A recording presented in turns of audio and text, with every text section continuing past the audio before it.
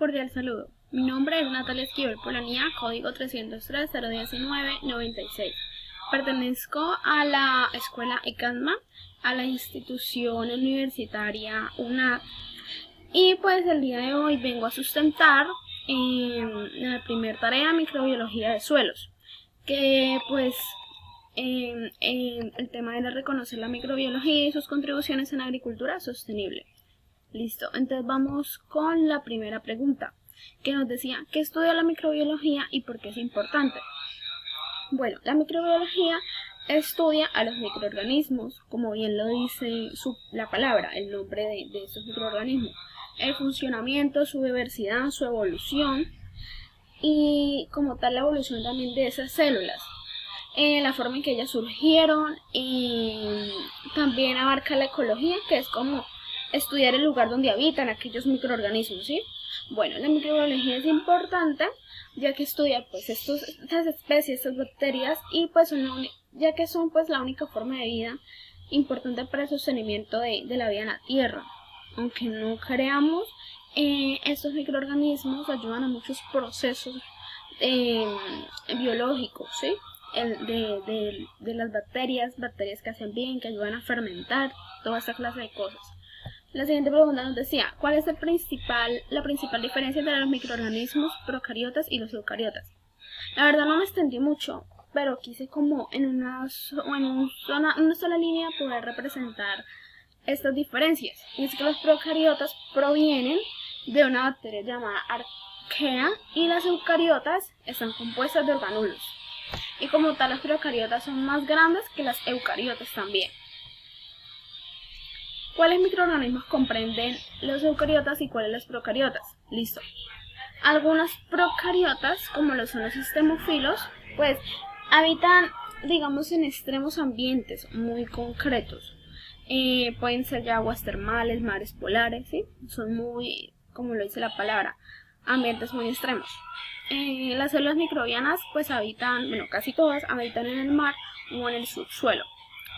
Por ejemplo, pues un ejemplo puede ser el Methanopyrus, que habita en fumarolas hidrotermales submarinas. Casi siempre los podemos encontrar debajo de la tierra, en el suelo, en el subsuelo, en aguas, ¿sí? Listo. Ahora vamos a explicar 7 propiedades de las células microbianas. Listo. Una de ellas es que conforman el grueso de la biomasa de la tierra. Dirigen muchas reacciones químicas, ¿sí? Que son indispensables para otros organismos, que son más superiores. Los humanos, al igual que los animales, las plantas, pues necesitan, como lo decía, ellos son muy importantes para muchos procesos, entonces ellos los necesitan para recolectar esos nutrientes fundamentales, los que ellos necesitan. También se pueden dividir en procariotas y eucariotas, como ya le hemos leído en otra pregunta. Tienen una barrera permeabilidad, que es la membrana citoplasmática. Las células procariotas pues provienen de una bacteria llamada Archaea, como ya lo habíamos hablado. Y las eucariotas, provienen de los orgánulos. Listo, la siguiente pregunta decía, ¿qué factores controlan la abundancia y diversidad de las poblaciones microbianas? Entonces, recursos como alimentos disponibles y la temperatura pH, presencia u ausencia de oxígeno. Entonces aquí nos decían, ¿qué factores controlan la abundancia y diversidad de las poblaciones microbianas? Entonces, ¿qué factores, digamos, pueden ya sea aumentar o disminuir la abundancia de esas poblaciones, de los hábitats de estos microorganismos? Entonces, puede ser ya sea la falta de recursos de alimentos, puede ser si la temperatura es muy alta, si la temperatura es muy baja, si hay el oxígeno que ellos necesitan, porque si son aerobios pues necesitan su oxígeno, y si son anaerobios obviamente pueden vivir en ese hábitat porque pues no van a necesitar del oxígeno como tal. Listo. ¿Cómo se clasifican los microorganismos de acuerdo a las condiciones de su hábitat o el ambiente en que viven? Entonces acá nos decía que clasificáramos cuáles eran los hidrobios, amobios, aerobios, anaerobios y los extremofilos, que son muy importantes.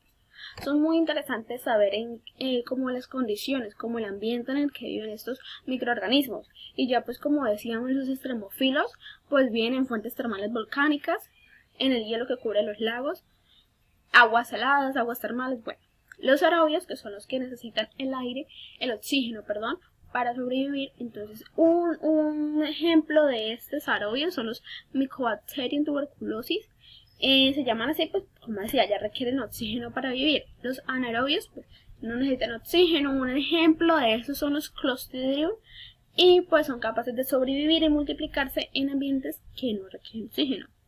Están los hidrobios y los anobios, que ellos viven debajo de la tierra en el subsuelo, y pues ya pueden ser las bacterias, protozarios, anobios pueden ser los hongos, artrópodos, bueno, moluscos, una variedad.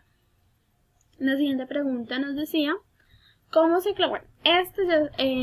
clasifican las bacterias de acuerdo a su forma y agrupación? Listo. Entonces,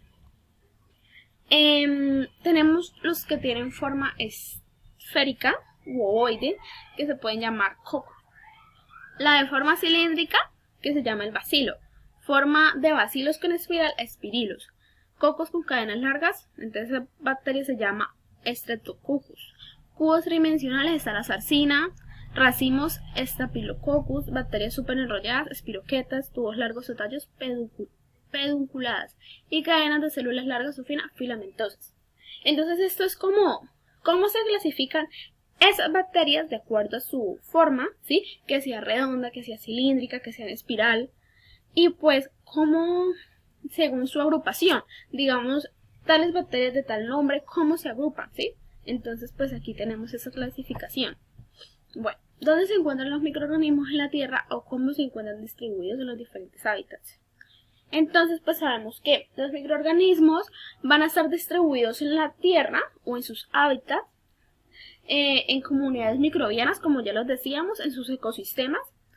Bueno, esos principales ecosistemas pueden ser acuáticos como el mar, como los lagos, terrestres como los suelos o los subsuelos profundos, porque ellos no van a estar, digamos, en la superficie de la Tierra, sino que siempre van a estar como en muy profundo de la Tierra. Organismos superiores que pueden estar en superficies o en el interior de las plantas o de los animales. Por eso es que a veces algunos animales tienen bacterias, pero hay algunas bacterias buenas como malas que pueden beneficiar y a otras que pueden pues poner en peligro su salud. Bueno, los extremófilos, que ya hemos hablado muchas veces de ellos, pues que viven en fuentes termales, volcánicas, bueno, etc. Bueno, ¿cómo se beneficia la agricultura de los microorganismos? Entonces, se benefician del ciclo de los nutrientes de los microorganismos. Estos le pueden aportar en abono, le pueden aportar muchos beneficios, por ejemplo las leguminosas, ¿sí? Les aportan beneficios en sus raíces, y esto pueden convertir el nitrógeno en amoníaco, que las células van a utilizar como nitrógeno para su crecimiento. Para el rumen de las vacas y las ovejas, que son grandes poblaciones de microorganismos, estos digieren y fermentan la celulosa, ¿sí? Así como tienen su influencia positiva, también pueden tener su influencia negativa, ya que no todas las bacterias van a ser buenas siempre. Bueno, esta fue ya otras preguntas sobre la bioremediación. Esto ya es de otro texto, pero igual es importante. Bueno, entonces, ¿por qué es importante la bioremediación? Es importante pues porque permite remover o reducir esa contaminación, esos residuos que son peligrosos, que son venenosos, nocivos para el ambiente. La bioremediación se puede utilizar para limpiar aguas contaminadas, por ejemplo, cuando se contaminan de petróleo, limpiar terrenos. Es un proceso pues muy muy relacionado con el ambiente, pero también es muy de la parte tecnológica, por eso decimos que es biotecnológico. Listo. Emplea también microorganismos, como los hongos, plantas, bueno. Listo. Es importante, pues yo creo que es importante porque pues puede reactivar un medio ambiente que ya de pronto hemos creído que como estaba contaminado pues no iba a seguir en su funcionamiento. ¿Listo? Tenemos acá pues qué estrategia de bioremediación escogí yo y por qué. Entonces yo creo que la más viable sería la pasiva, porque es natural, no requiere ninguna clase de químicos y pues así no afectaremos las otras partes de la tierra que estén bien con esos químicos. Entonces acá había seleccionado unos microorganismos que nos ponían allí. Escogí el microorganismo Bacillus porque este produce hormonas y compuestos volátiles, los cuales pueden activar genes que protegen de agentes patógenos. Entonces esto me pareció muy bien pues para todo lo que tiene que ser con controlar plagas, enfermedades, ¿sí? Y da la solubilización de fósforo que pues puede ayudar al crecimiento vegetal. Listo, muchísimas gracias, espero que haya sido de su agrado.